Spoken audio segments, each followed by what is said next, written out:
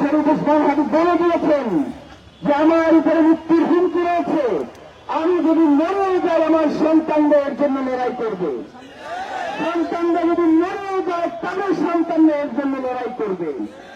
বাংলাদেশে ইনসাফ কায়েম করা পর্যন্ত যুগ থেকে যুগান্তরে এই লড়াই চলবেই চলবে। মহান আল্লাহ রাব্বুল আলামিন বলেছেন,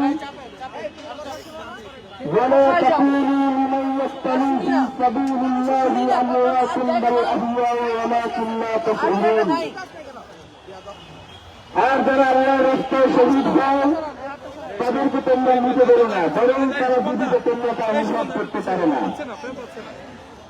সাংবাদিক ভাই এবং বন্ধুগণ, শহীদ ওসমান হাদির রক্ত এবং তার আদর্শের পরিবার এবং বাংলাদেশের আপনাদের জনসাধারণ, আপনাদের সকলকে ইনকিলাব মঞ্চ এবং তার পরিবারের পক্ষ থেকে অশেষ কৃতজ্ঞতা জ্ঞাপন করছি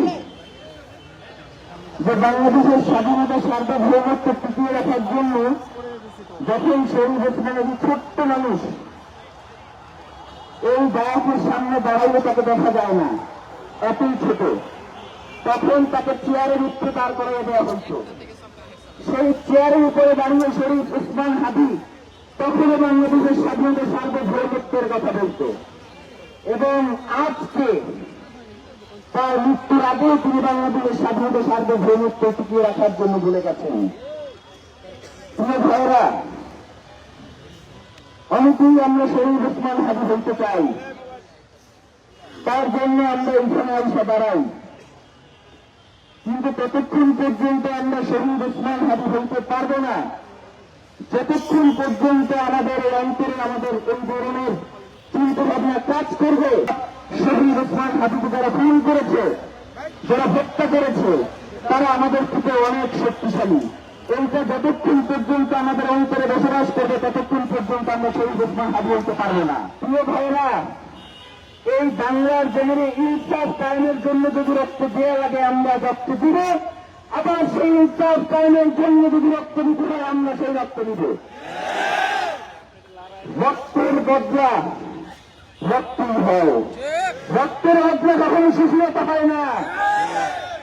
রক্তের বদলা আজকে শহীদ ওসমান হাদিকে যারা হত্যাযজ্ঞ করে তুলেছে, যারা শহীদ ওসমান হাদিকে কিভাবে হত্যা করা যায় সেই পরিকল্পনা বসে বসে করেছে, তাদের সাথে আর কোন শিশুরতা মানাবো না আমরা। তাদেরকে বাংলাদেশের মাটিতে তাদের জানাজা এবং দাফনের ব্যবস্থা করবো আমরা। যারা আমাদের জীবনকে জাহান্নাম বানাতে চায়, আমরা শাহাদাতের মধ্যে দিয়ে তাদের জীবনকে জাহান্নাম বানিয়ে দিব।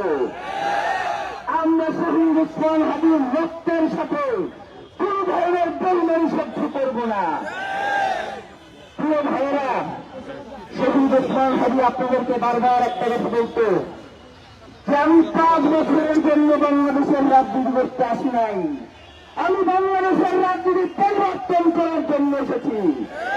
যারা বাংলাদেশের রাজনীতিকে ক্ষমতা এবং দখলদারিত্বের মাধ্যমে রাজনীতি করতে চায়, আমি তাদের জন্য বাংলাদেশের রাজনীতিকে কঠিন করে দেওয়ার জন্য এসেছি।